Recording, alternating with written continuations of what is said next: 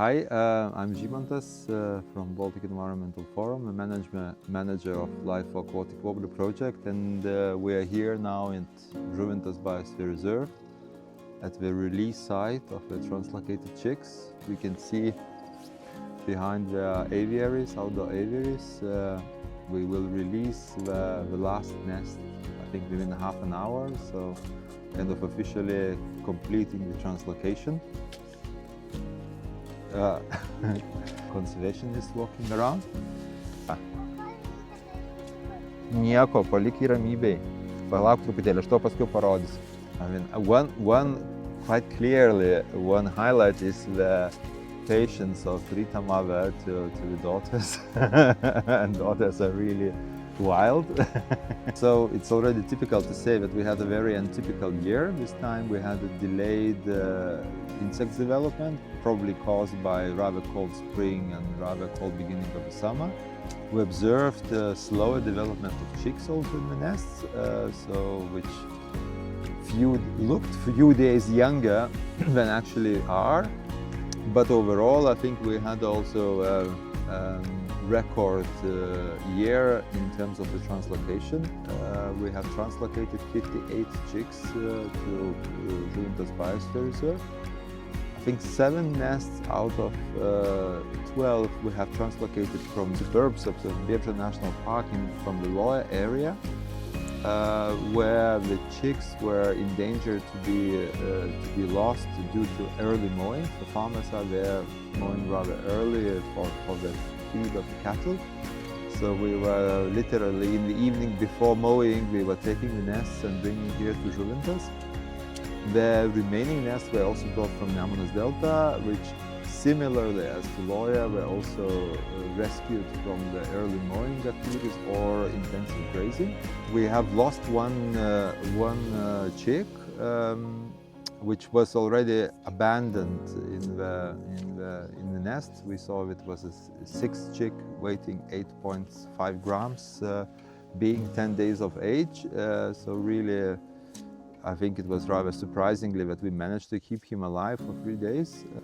We successfully released 57 birds into the wild. Probably we could not do anything better. I think this one chick was beyond any possibilities to rescue. So I think the team did really a good job of the bird care. We have 8 singing males returned from the 2025 translocation, which makes roughly approximately 30% of the return rate, which is incredibly high. We have also tracked 2 females, translocated females. I'm sure there are more, but they are very difficult to find. Next week we have another international effort coming from Poland, from Justyna Kubacka, from Warsaw University to do some blood sampling here and also to do some female search together with my teammate Agle. So we might find even more females. So let's see. That's how to say, results in figures. Results in emotions. I think this year was probably emotionally more difficult, more hard. I think this year our team was much more professional, much more self-confident, much better organized.